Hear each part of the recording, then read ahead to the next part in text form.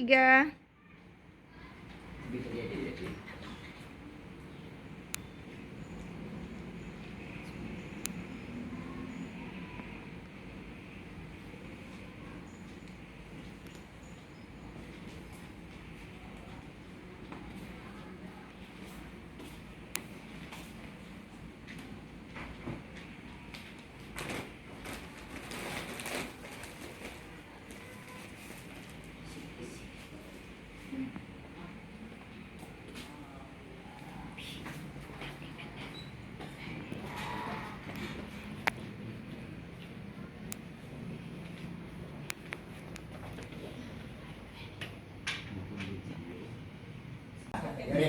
Assalamualaikum warahmatullahi wabarakatuh. Waalaikumsalam warahmatullahi wabarakatuh.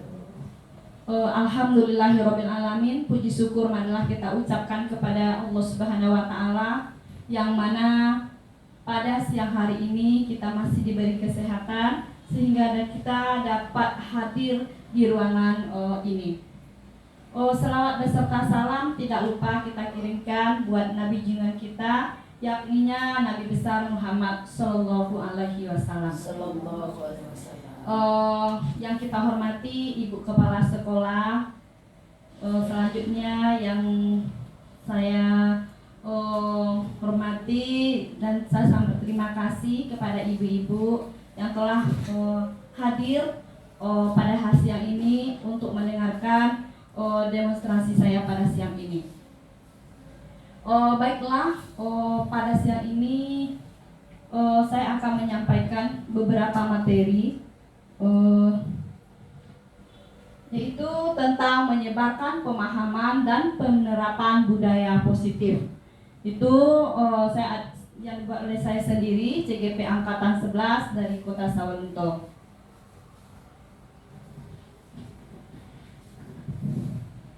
Sebelum masuk pada materi, ini adalah pengantar pada modul 1.4 ini, itu bahwa konsep pendidikan menurut Ki Hajar Dewantara itu melibatkan pengakuan akan pentingnya budaya dan lingkungan positif di sekolah yang menempatkan murid sebagai fokus utama.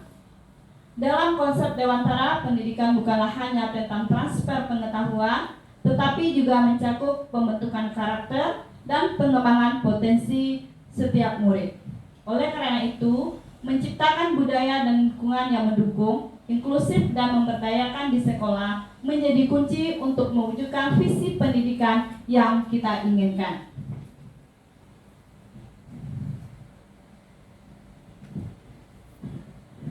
Konsep inti budaya positif ini ada beberapa materi yang akan disampaikan pada hari ini. Pertama yaitu perubahan paradigma belajar. Yang kedua tentang disiplin positif. Yang ketiga nilai kebajikan. Keempat kebutuhan dasar manusia. Yang kelima motivasi perilaku manusia. Kemudian posisi kontrol guru, keyakinan kelas, dan segitiga restitusi.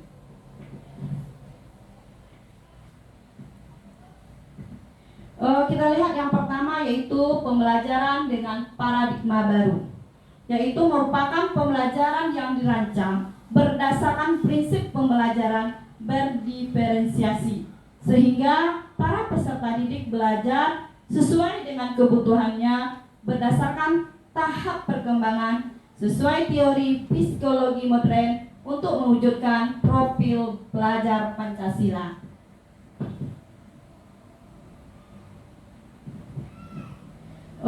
Miskonsepsi tentang teori kontrol.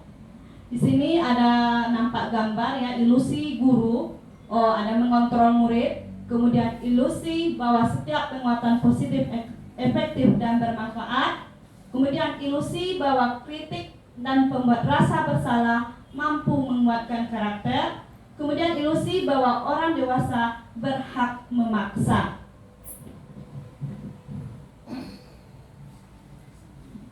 Mengubah paradigma stimulus respon ke pendekatan teori kontrol. Di sini dapat kita lihat ada stimulus respon dan ada teori kontrol, di mana realita kebutuhan kita sama. Dalam teori kontrolnya realitas kebutuhan kita berbeda. Kemudian, stimulus respons semua orang melihat hal yang sama. Namun dalam kenyataannya, setiap orang memiliki gambaran yang berbeda. Kemudian, kita mencoba mengubah orang agar berpandangan sama dengan kita. Tapi kenyataannya, kita berusaha memahami pandangan orang lain tentang dunia. Kemudian, perilaku buruk dilihat sebagai suatu kesalahan. Teori kontrolnya, semua perilaku memiliki tujuan. Selanjutnya, orang lain bisa mengontrol saya. Teori kontrolnya, hanya Anda yang bisa mengontrol diri Anda.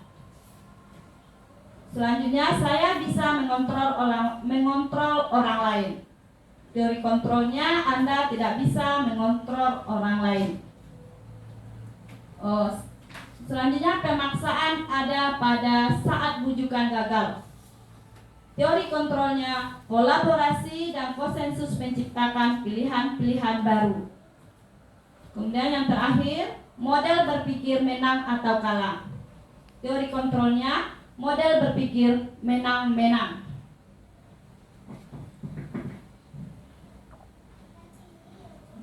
Selanjutnya yaitu tentang disiplin positif. Apa yang dimaksud dengan disiplin? Disiplin itu berasal dari kata disiplina, yang artinya belajar. Disiplin mengacu pada disiplin diri yang memiliki tanggung jawab terhadap apa yang dilakukannya, berdasarkan nilai-nilai yang diyakini. Disiplin positif merupakan salah satu cara penerapan disiplin yang bertujuan untuk menumbuhkan kesadaran serta memberdayakan peserta didik tanpa imbalan, penghargaan, reward atau ancaman atau hukuman. Sebagai pendidik, tujuan kita adalah menciptakan peserta didik yang memiliki disiplin diri sendiri sehingga mereka berperilaku mengacu kepada nilai-nilai kebajikan universal dan memiliki motivasi intrinsik dalam perubahan perilaku ke arah yang lebih baik.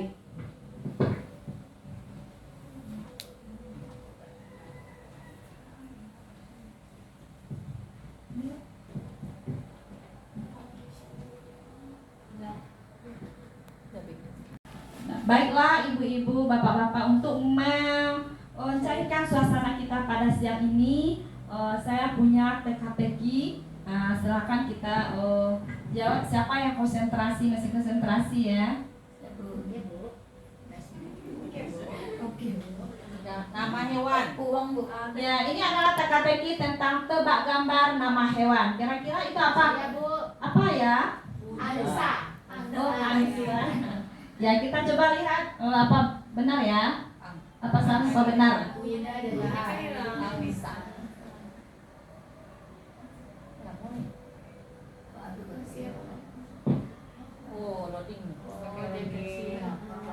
Nah, coba kita lihat apakah jawaban Ibu Una benar atau tidak ya.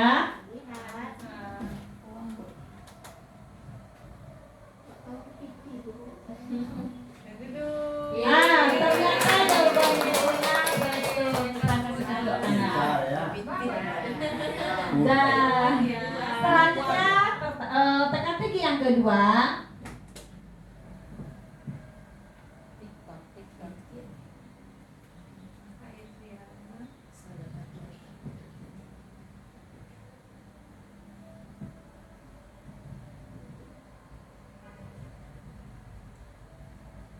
Nah, kira-kira apa itu ya ibu-ibu?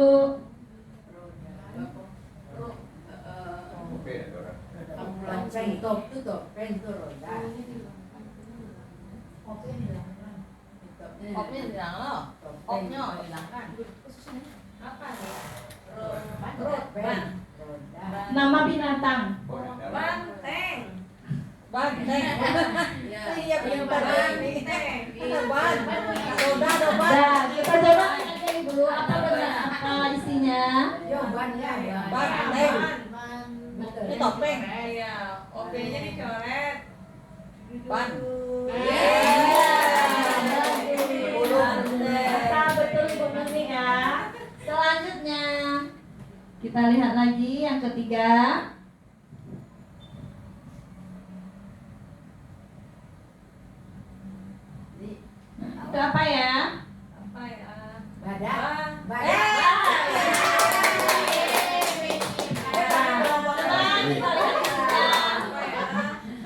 Benar apa tidak Ibu ya?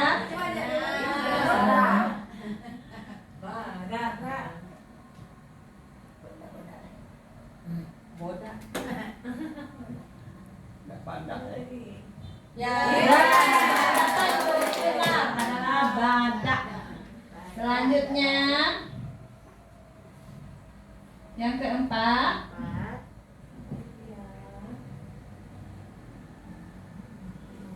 itu apa ya? Apa nama binatangnya ya? Lembu. Oh ya. Tidak dong.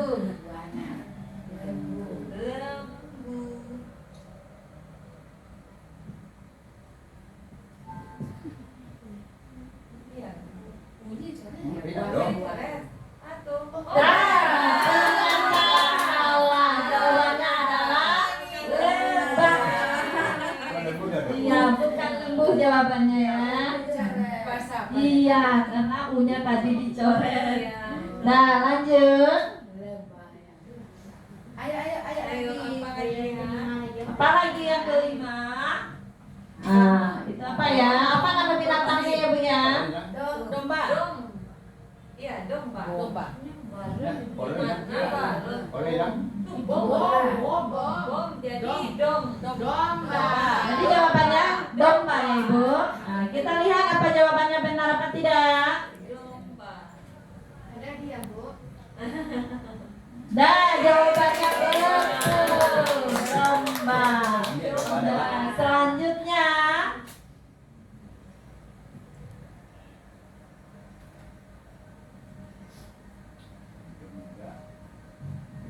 yang keenam. Gajah. Iya. Nah, ini pasti ketebak ya Ibu ya. Ini adalah nama binatangnya gajah. Kita lihat apa benar apa tidaknya. Ini gajah jadi uni.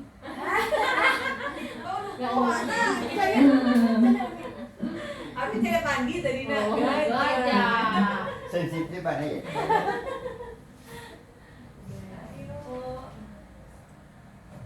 Nah, ternyata benar gajah. Selanjutnya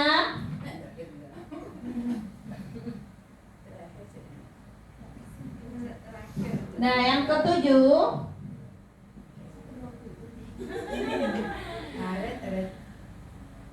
Ini apa ya nama binatangnya? Katak. Nah, ya.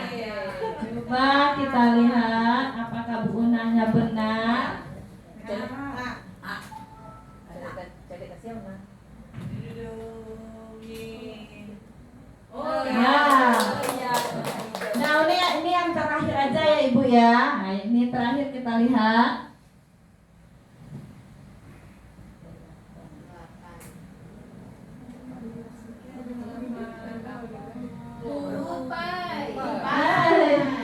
Tupai. Kita lihat benar apa tidak.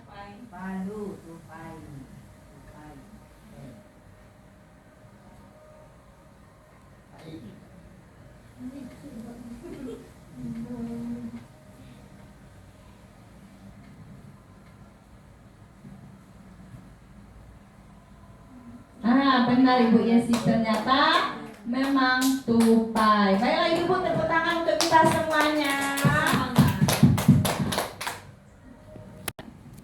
Baiklah Ibu-ibu, selanjutnya kita lanjutkan dengan nilai-nilai kebajikan universal.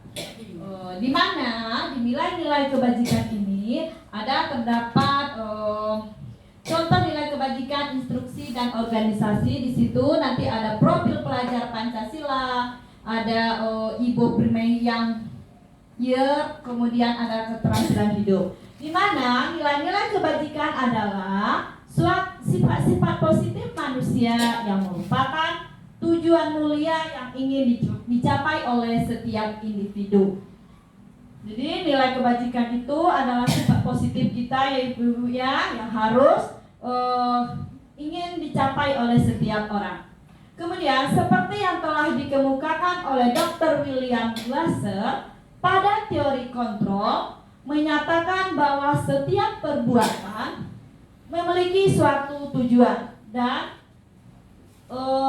nilai-nilai kebajikan yang dikini seseorang, maka motivasi instruksinya akan terbangun sehingga menggerakkan motivasi dari dalam untuk dapat mencapai tujuan mulia yang diinginkan.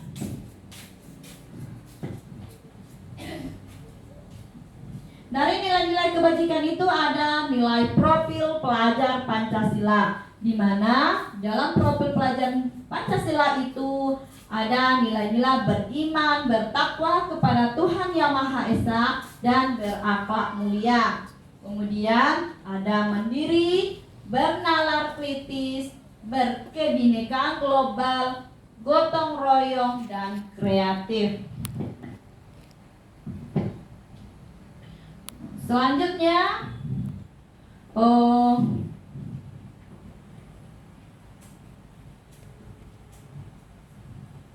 IBO Primary Year atau program PYP, di mana di sana ada sikap, rasa hormat, integritas, mandiri, menghargai, antusias, empati, keingintahuan, kreativitas, kerjasama, percaya diri, dan komitmen.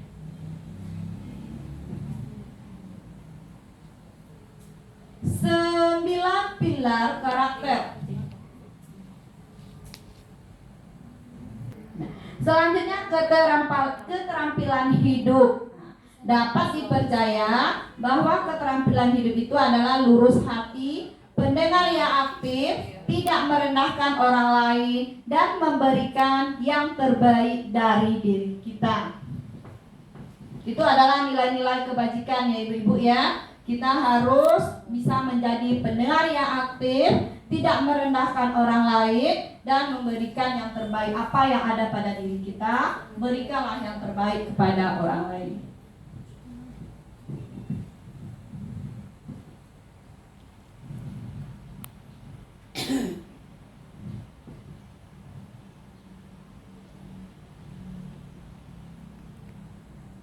Nah, selanjutnya yaitu motivasi yang ketiga ya, motivasi perilaku manusia.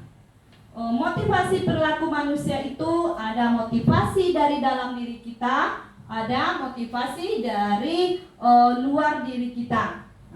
Yaitu motivasi eksternal, yaitu adalah motivasi dari luar diri kita, yaitu untuk menghindari ketidaknyamanan atau hukuman. Karena mungkin kita melakukan itu karena takut dengan hukuman hukuman yang akan diberikan oleh ibu guru.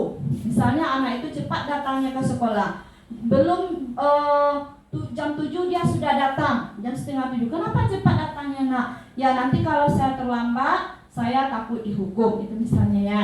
Kemudian untuk mendapatkan imbalan atau penghargaan dari orang lain, misalnya anak kita cepat mengerjakan tugasnya, nanti dikasih hadiah sama ibu. Siapa yang cepat mengerjakan tugas, dikasih hadiah. Berarti itu dari luar. Kemudian motivasi internalnya atau dari dalam, itu untuk menjadi orang yang mereka inginkan dan menghargai diri sendiri dengan nilai-nilai yang mereka percaya. Jadi motivasi dalam dirinya itu dia ingin menjadi orang yang menghargai dirinya.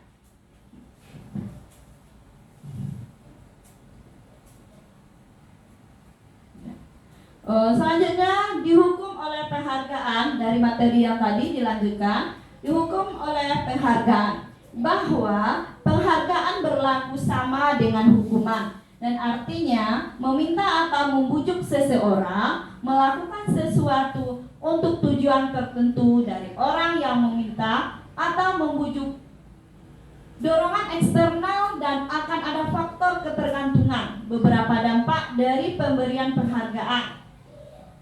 Nah, di sini ada beberapa faktornya atau pengaruhnya. Pertama, pengaruh jangka pendek dan jangka panjang. Kemudian penghargaan tidak efektif. Selanjutnya, penghargaan merusak hubungan. Penghargaan mengurangi kecepatan, penghargaan menurunkan kualitas, penghargaan mematikan kreativitas, penghargaan menghukum, dan penghargaan mengurangi motivasi intrinsik.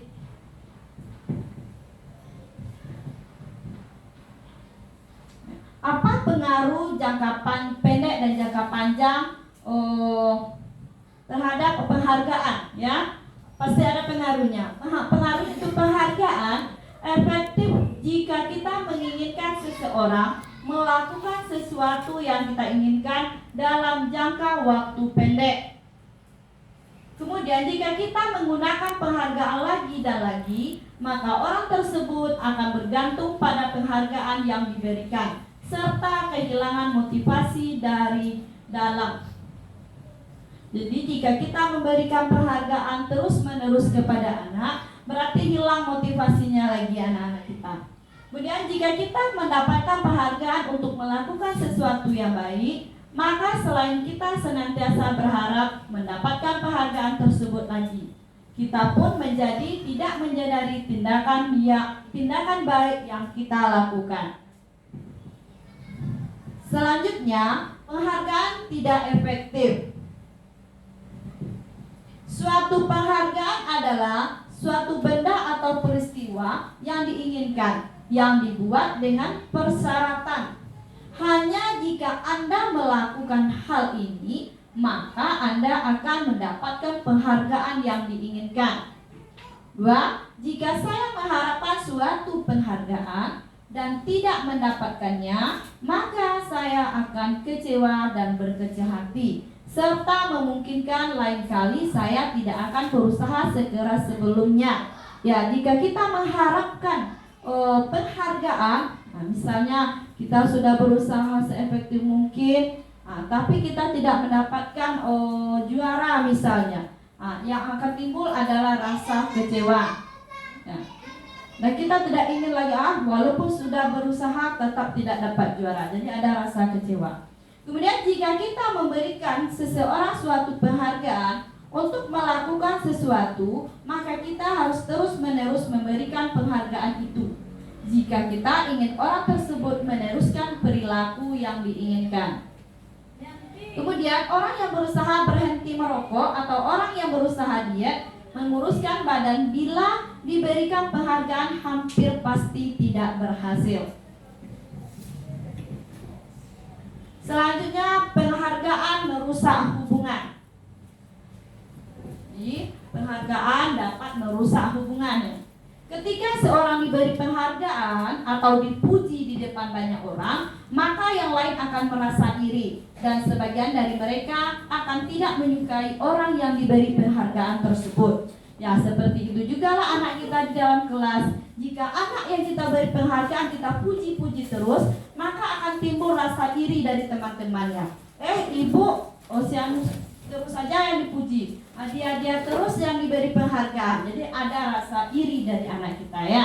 Jika seorang guru sering memberikan penghargaan kepada murid-muridnya, besar kemungkinan murid-muridnya termotivasi hanya untuk menyenangkan gurunya. Mereka tidak akan bersifat jujur kepada guru tersebut. Contohnya, jika kamu membuat PR, nanti dikasih hadiah. Siapa yang membuat PR dikasih hadiah. Karena yang membuat PR-nya itu adalah ibunya di rumah, ya. Tapi kenapa dia mau menyelesaikan PR-nya? Karena dia mengharapkan penghargaan tadi. Jadi tidak ada. Jadi mereka tidak akan bersikap jujur kepada gurunya. Kemudian, penghargaan menciptakan persaingan di dalam kelas, dan persaingan menciptakan kecemasan. Karena sering dikasih penghargaan, maka siswa-siswa di kelas itu akan bersaing gimana supaya dia yang juara, supaya dia yang dipuji terus oleh gurunya. Akan timbul rasa cemasnya. Apakah saya yang dapat? Jadi ada rasa kecemasan di dalam dirinya. Kemudian mereka yang percaya bahwa mereka tidak memiliki kesempatan untuk mendapatkan penghargaan akan berhenti mencoba. Misalnya bagi anak-anak yang tidak mendapat penghargaan itu, kita kan tidak pernah mendapatkan hadiah dari ibu. Dia tidak berusaha juga. Jadi itu ya, penghargaan itu dapat merusak hubungan. Kemudian penghargaan mengurangi ketepatan. Nah, dalam riset satu ya, dalam sebuah percobaan, sekelompok anak laki-laki berusia sekitar 9 tahun diminta untuk melihat gambar-gambar wajah yang ditampilkan di layar, dan mereka harus memberitahu jika wajah-wajah tersebut sama atau berbeda. Gambar tersebut hampir sama. Beberapa dari mereka diberi penghargaan dalam bentuk uang pada saat mereka memberi jawaban benar, sementara sebagian yang lain tidak. Hasilnya apa? Hasilnya anak laki-laki yang dibayar membuat lebih banyak kesalahan. Nah, penelitian kedua atau riset kedua, anak-anak yang diminta mengingat kata-kata tertentu. Kemudian mereka diminta mengambil kartu yang berisi kata-kata yang diingat tersebut. Setiap kali muncul, beberapa anak diberi permen. Setiap mereka memberikan jawaban yang benar, dan sebagian yang lain hanya diberitahu saja bila jawaban mereka benar. Hasilnya apa? Anak-anak yang mendapatkan permen jawabannya banyak yang tidak tepat dibandingkan anak-anak yang hanya diberitahu jawabannya benar.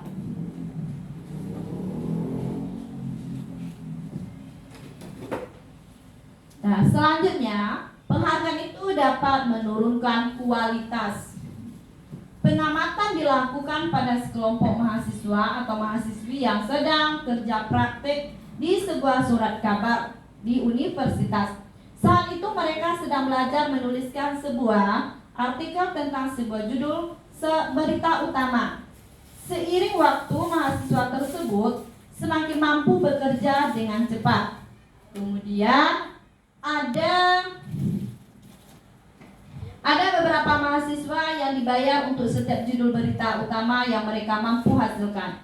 Dan setelah beberapa lama mahasiswa itu yang dibayar ini hanya hasil kerjanya berhenti berkembang.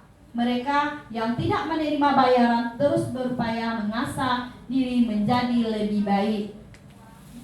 Di mahasiswa yang dibayar tadi dia berhenti saja, sementara mahasiswa yang tidak dibayar tetap berusaha mengasah diri menjadi orang lebih baik. Kemudian penghargaan mematikan kreativitas. Murid-murid diminta berpikir mengenai hadiah atau penghargaan yang bisa mereka dapatkan bila berhasil menulis sebuah puisi. Kreativitas kelompok murid-murid ini menjadi berkurang dibandingkan dengan yang tidak diberitahukan tentang hadiah yang bisa mereka terima. Yang kedua, penelitian menunjukkan bahwa pekerja seni atau sebuah penulisan cerita menjadi kurang kreatif bila dijanjikan sebuah hadiah atau penghargaan. Kemudian dalam tugas-tugas memecahkan masalah, para murid memakan waktu lebih lama dan memberikan jalan keluar kurang kreatif saat mereka dijanjikan suatu penghargaan. Jadi penghargaan itu dapat mematikan kreativitas. Tentunya seperti yang di bawah tadi. Selanjutnya penghargaan menghukum. Penghargaan hukum itu maksudnya mereka yang tidak mendapatkan penghargaan, misalnya dalam sistem ranking. Mereka yang mendapatkan ranking kedua akan merasa paling dihukum. Kemudian memberikan penghargaan dan hukuman adalah hal yang sama, karena keduanya mencoba mengendalikan perilaku seseorang. Kemudian karena orang pada dasarnya tidak suka dikendalikan, dalam jangka waktu lama penghargaan akan terlihat seperti hukuman. Jika suatu penghargaan diharapkan, namun Anda tidak mendapatkannya, Anda akan merasa dihukum. Ya, jika suatu penghargaan diharapkan, kita sudah berharap nih sudah mau mendapatkan penghargaan, namun tidak dapat, jadi kita akan merasa dihukum.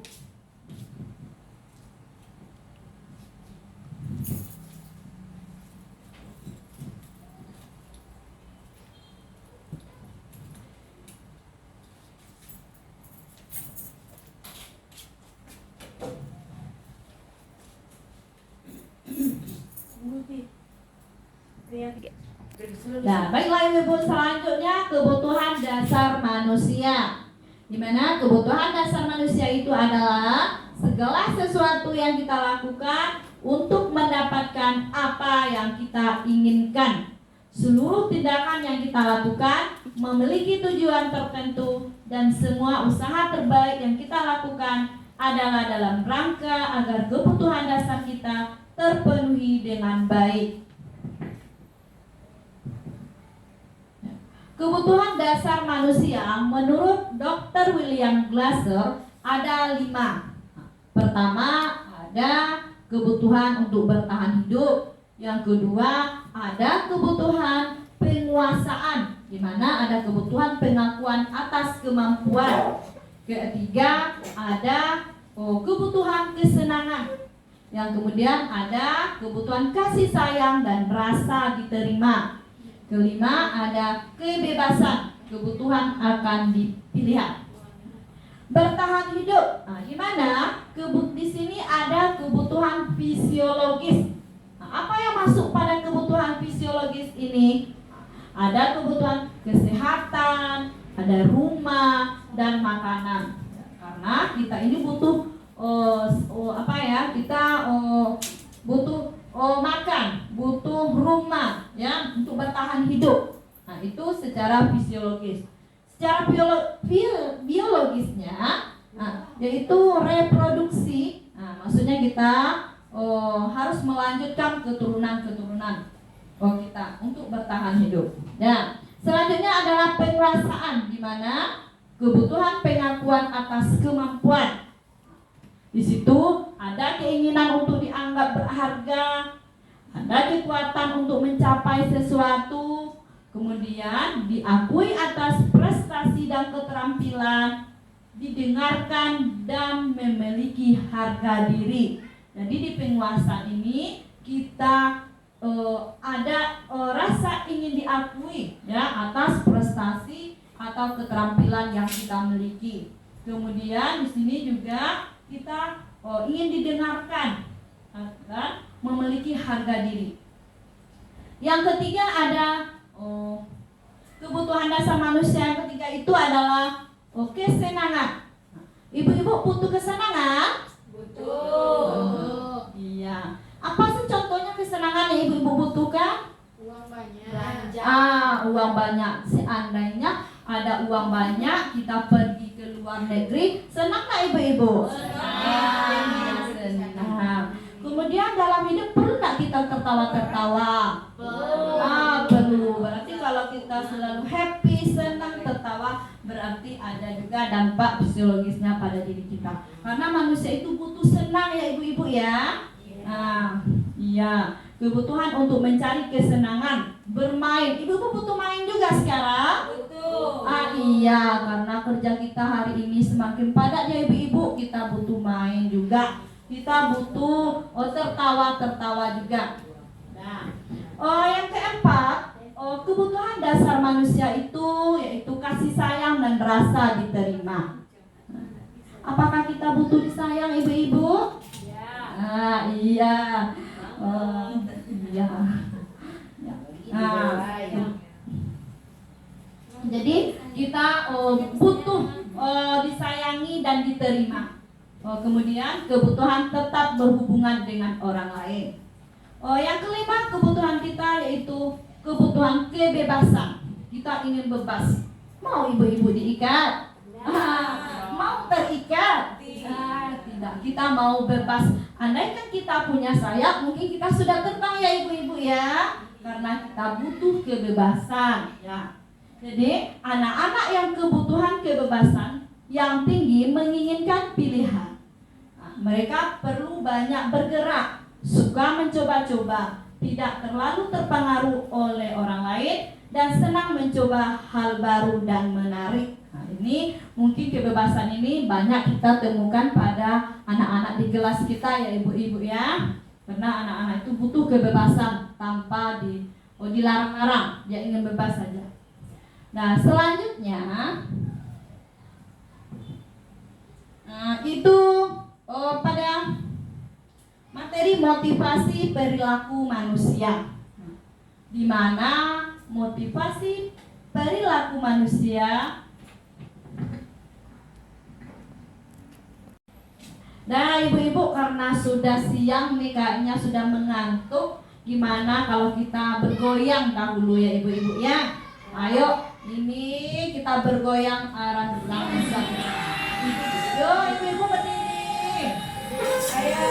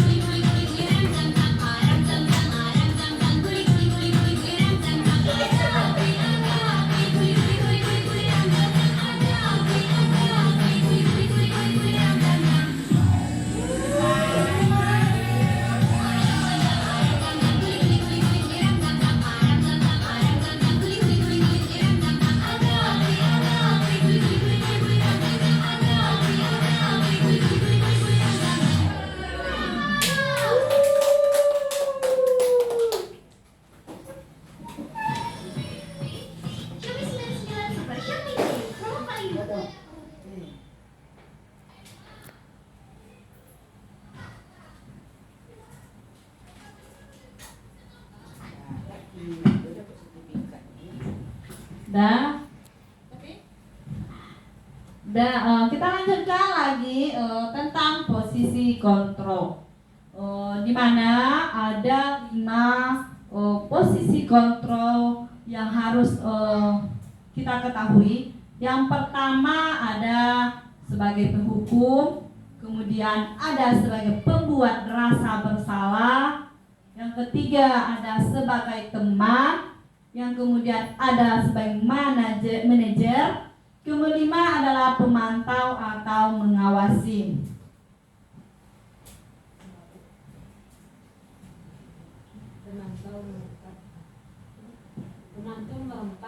Oh ya, pemantau atau mengawasi itu nomor 4, dan yang terakhir adalah sebagai manajer.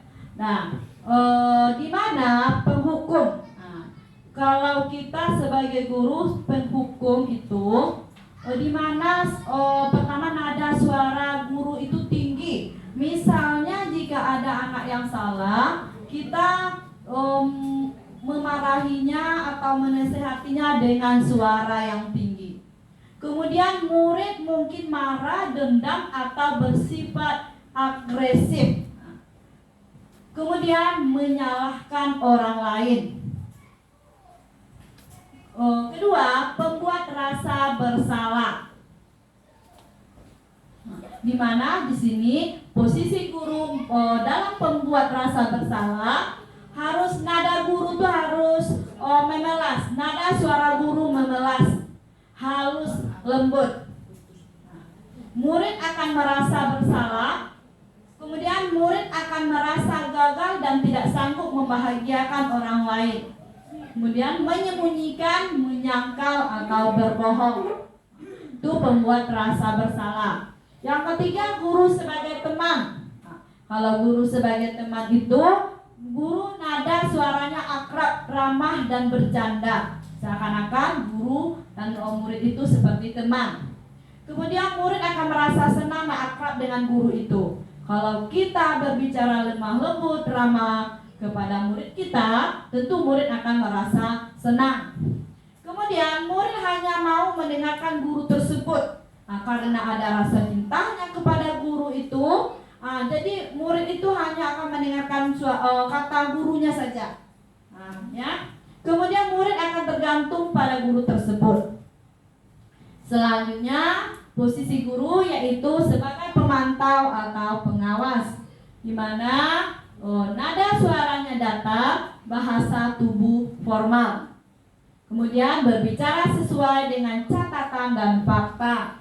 Ketiga, memberikan konsekuensi, menyesuaikan bila diawasi.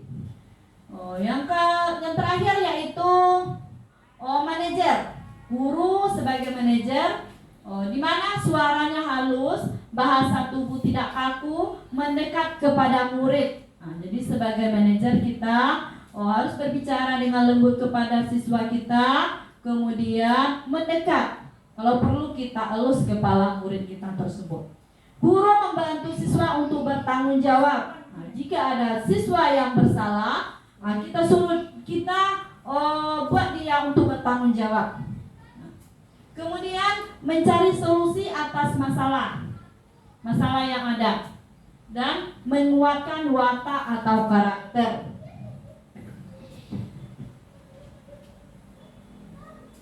Ya.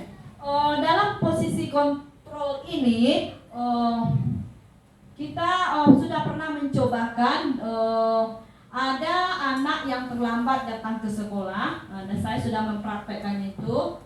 Itu siswa kelas 3, dia sering datang terlambat ke sekolah. Setelah saya perhatikan, kemudian saya panggil, saya panggil dia, saya tanya, kenapa dia sering datang terlambat? Ternyata anak tersebut dia main HP sampai larut malam, sehingga tidurnya terlalu malam. Kita panggil itu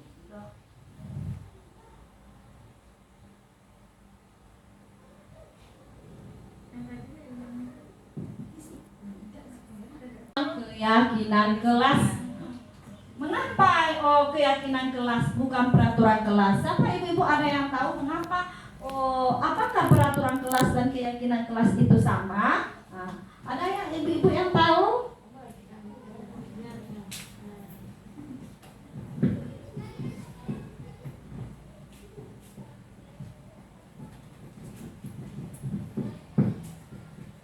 Kalau keyakinan kelas itu dibuat dari usulan atau dibuat dari impian yang ingin masukan yang dibuat oleh anak. Sedangkan untuk peraturan itu sudah dibuatkan atau sudah bukan anak yang membuat, tapi sudah dibikin terlebih dahulu dibuat, nanti anak tinggal melaksanakan aja lagi.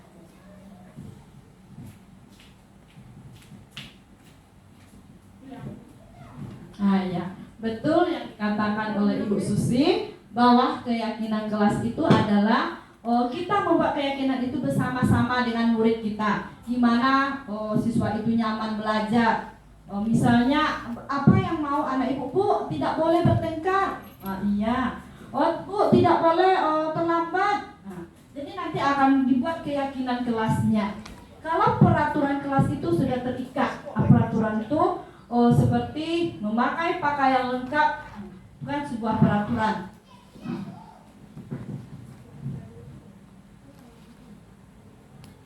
Nah, kemudian pembentukan keyakinan kelas. Pembentukan keyakinan kelas ini bersifat abstrak. Kemudian berupa pernyataan universal, dibuat dalam pernyataan positif. Jadi kita menghilangkan kata tidak boleh, ya. Misalnya tidak boleh membuang sampah sembarangan. Kita ganti, buanglah sampah pada tempatnya. Kemudian apa lagi? Tidak boleh bertengkar dengan teman. Berarti kita ganti dari kalimat positifnya, saling menyayangi. Gitu.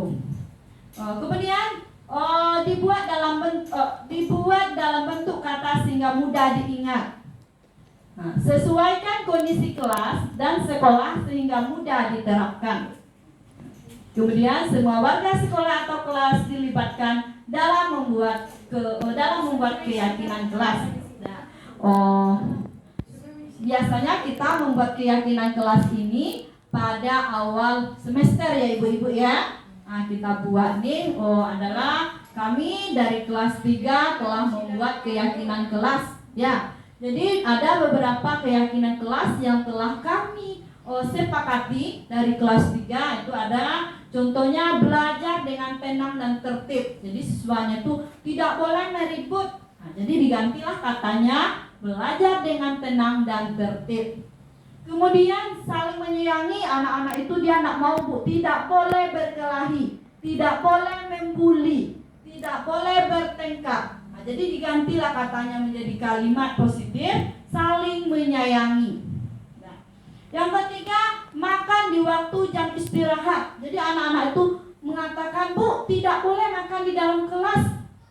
Nah, jadi gimana mengubah kalimat ini? Ubah menjadi kalimat positifnya kalau makan di waktu jam istirahat. Kemudian berbicara sopan santun. Anak itu mengatakan tidak boleh berkata kotor bu, tidak boleh bercarut bu, kata anak tuh. Ya, jadi saya dibuatlah kalimat positifnya berbicara sopan santun. Ini adalah salah satu contoh ya ibu ya, keyakinan kelas yang telah kami buat di dalam kelas di kelas 3.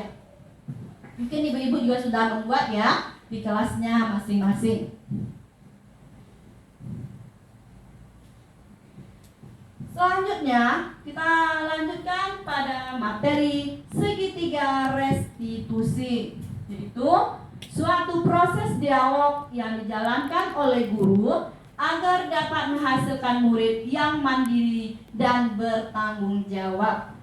Ya, di mana segitiga restitusi itu ada validasi tindakan yang salah, ada menstabilkan identitas, kemudian ada menanyakan keyakinan.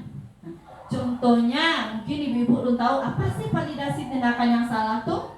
Seperti apa sih menstabilkan identitas? Nah, apa sih menanyakan keyakinan? Nih, di sini menanyakan keyakinan.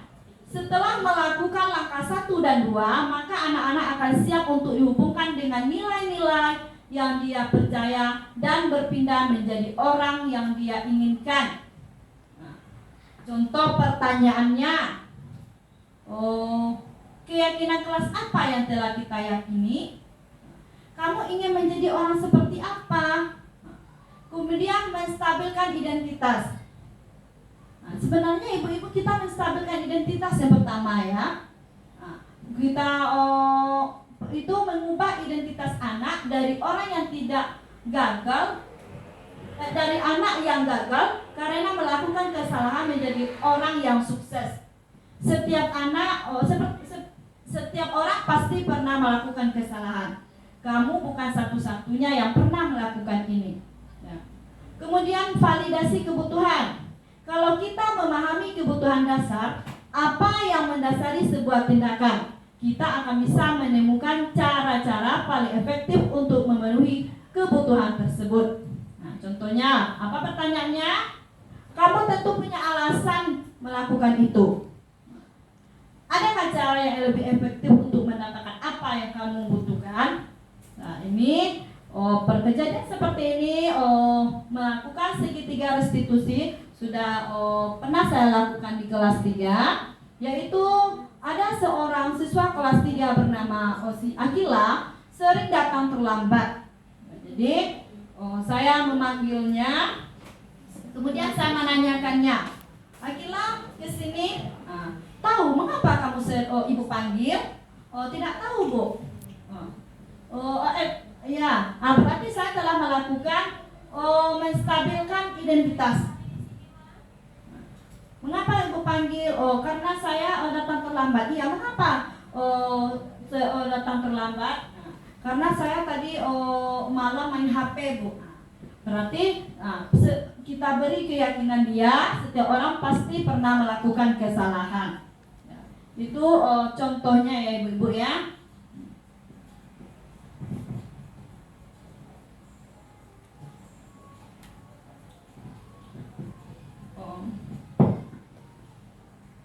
Ya. Baiklah ibu-ibu, tibalah kita di penutup pada sesi kali ini, yaitu dalam menerapkan program disiplin positif, hendaknya guru memiliki standar kepribadian, profesional, dan sosial yang baik, di mana guru mampu merefleksikan dirinya dalam posisi kontrol saat ini.